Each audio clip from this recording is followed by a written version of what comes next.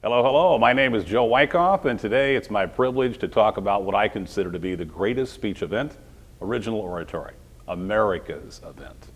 I say this because to be an effective orator, you have to use the best of your head and your heart, be original yet make sense, be passionate yet always be under emotional control, and be likable without selling out. To me, oratory is real speech because it is real world.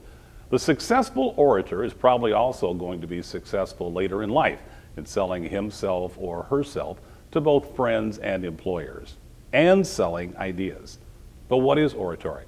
Well, the definition that I use is as follows. Original oratory is the creative, analytical sharing of a truth that has both insight and significance. Now let's take that apart. First of all, the word creative. This means taking a specific topic or issue and giving it your own unique slant. One of the comments that we need to eliminate is when someone tells you, that's a really nice idea, but I've heard that topic before. Well, maybe they haven't. Not quite the way that you want to present it, the way that you see it, not with your colorful wordplay or clever analysis. A creative approach to any subject allows your audience to see and think in pictures, and that makes you memorable. Something that every good speaker is after. No idea is entirely new, so give it your own creative spin. Next is the word analytical. Every good oratory makes sense. It holds water logically. Creativity is great, but creativity without structure and focus is sometimes silly and confusing. And also, my opinion, the essence of oratory is evidence. Factual, documented evidence shows that you've taken the time to be smart. You've done your homework. The result will be a clear roadmap that your audience can follow. Remember, if your audience is lost, then you've probably just lost the round. So outline and organize. The next part of the definition is maybe the most important, the creative, analytical sharing of a truth. It's important to remember that oratory is not the giving of a speech. That can come off as cold and detached. Instead, oratory is the compassionate sharing with your audience of ideas that you passionately believe in. Oratory is honesty. And finally, insight and significance. This means two things. Number one, original truths or observations about a topic. And number two, a clear message that is profoundly relevant to everyone who is listening in the room. In other words, do and say it your way and make your words connect with your audience. And whether it's on a social, professional, or personal level, say something that is meaningful and worthwhile. Remember that in the end, audiences buy people, their likability, their personalities, their empathy, their stories, and their honest vulnerability, much more than they'll buy clever words and delivery gimmicks. Good orators simply keep it real. So if you're thinking about getting into original oratory, I hope that this definition helps. The creative, analytical sharing of a truth that has both insight and significance. Coaches, the best way to make sure that you're on the right track is to see what works in your area, and then talk to those oratory coaches who've been around the block. You can also watch the national tapes. But the best way to get started in oratory is to get started, give it a shot. And even though oratory is a work written by the student, it is your job to function as trainer wheels and keep your orator on course and on solid ground. I guarantee you that even though you might get a few nicks and scraped knees along the way, oratory, when it's well structured, shared honestly, and spoken as one friend might speak to another, is one sweet ride. Hey, rock on. However, when I got to middle school, I found that language was street and hip-hop, while personal responsibility was whatever I could get away with. And respect was based on how loud I was and how tough I pretended to be. In my native country of Nigeria, the leader of the ruling tribe decided it was time he sent a clear message to the young men and women of the village. So, with all eyes fixed on the wise old king, he said in a commanding voice, "Toba di batama yolori ayewa, nyoferi jokujo," which means, when it comes time to celebrate the greatness of the earth, I don't want to see no freak dancing. Well, okay, Maybe the location was in Nigeria, but it was a Nigerian home. You see, to freak, not to freak. Yes, for both parents and school administrators, it's a grinding issue. However, all the hype made me realize what we really should be freaking about. Because in my opinion, freak dancing is representative of a much larger and pressing issue of how we view and handle tolerance in America. So to tolerate or not to tolerate, that is the real question. But it's not an easy one to answer. Arthur Brad Stenson explains in his book, The Truth About Tolerance, that the exercise of thoughtful tolerance is socially indispensable to a good society. And yet, in America, it's been lost in a sea of obscurity. And that's my concern. That too often when it comes time to deal with the array of issues where the level of tolerance must be determined, we have lost the ability to make judicious and discriminating choices.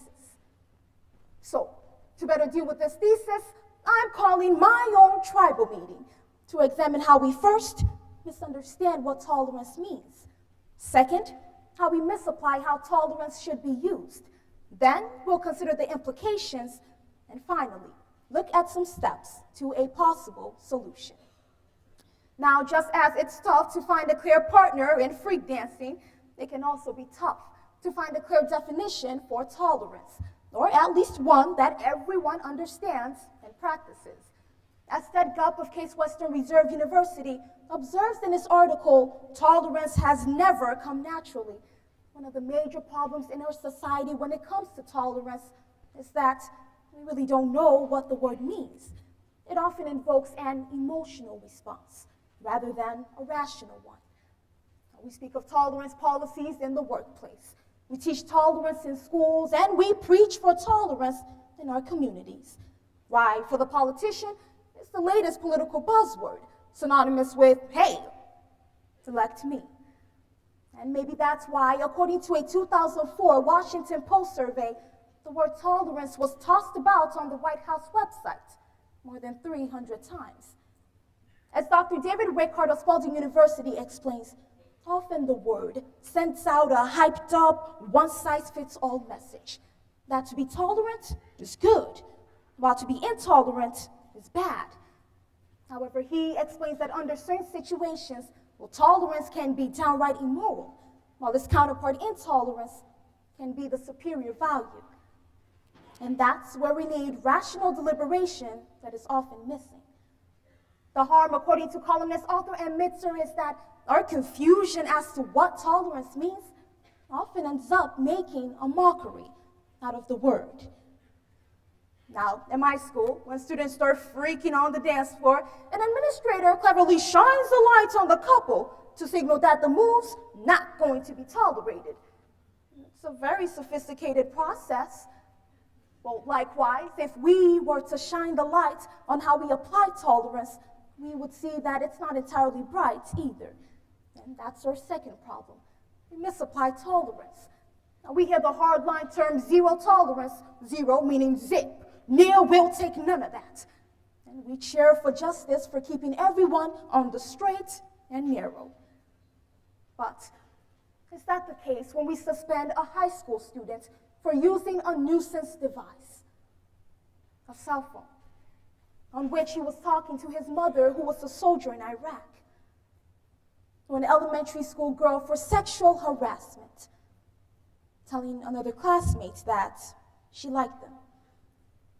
Well, then, haven't we lost our sense of enlightened thinking? Now, on the other hand, there's absolute tolerance where everything goes, even in government. According to the 2006 St. Paul Pioneer Press, the St. Paul City Council met to discuss the violence at local concerts. One legislator referred to a hip-hop concert where gang members became out of control. There were guns, knives, and total chaos. However, the legislator said that we must realize that this violence is part of their culture, and so we must respect and tolerate it. What? When did violence that put people's life in danger become something we must accept? When did we decide that order and civility can be replaced by disorder and destruction. That's right.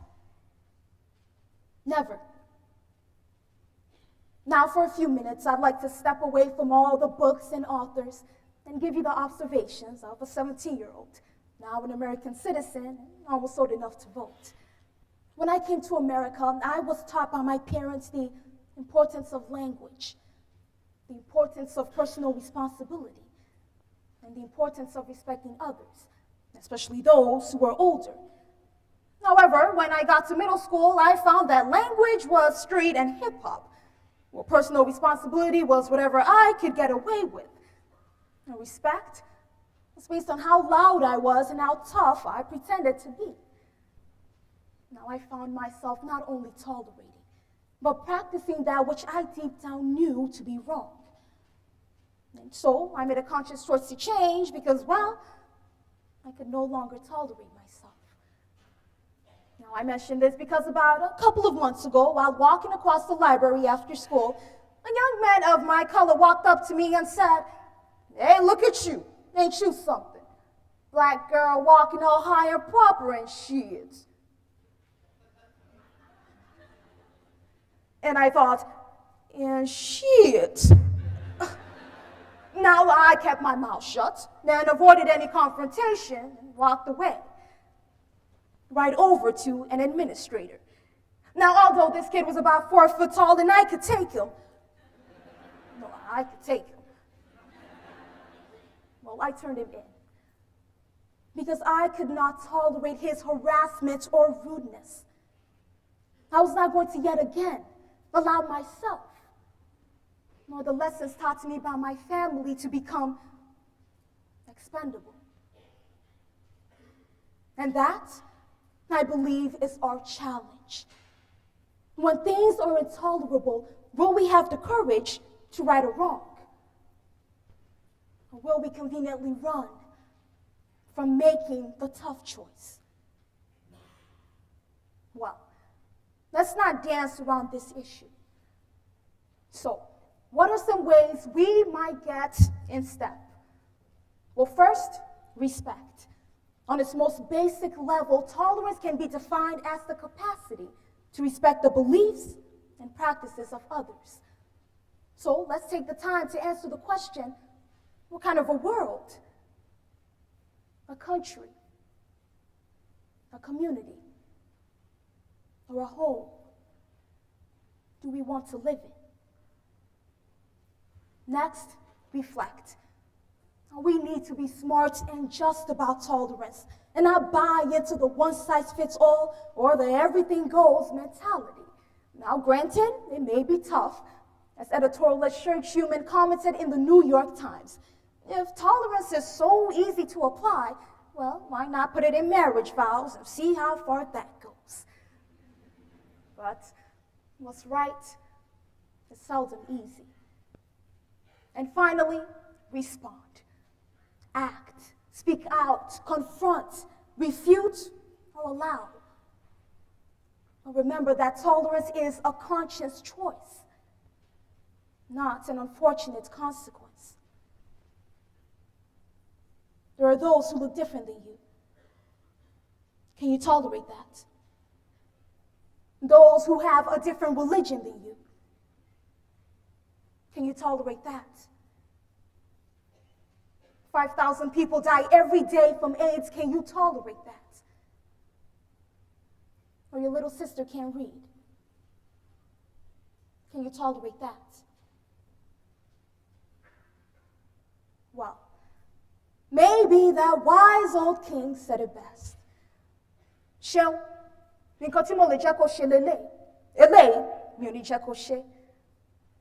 Which means this I will tolerate, and this I will not tolerate. Everything in between, well, I'll have to think about. And that just may be the whole freaking truth. Thank you.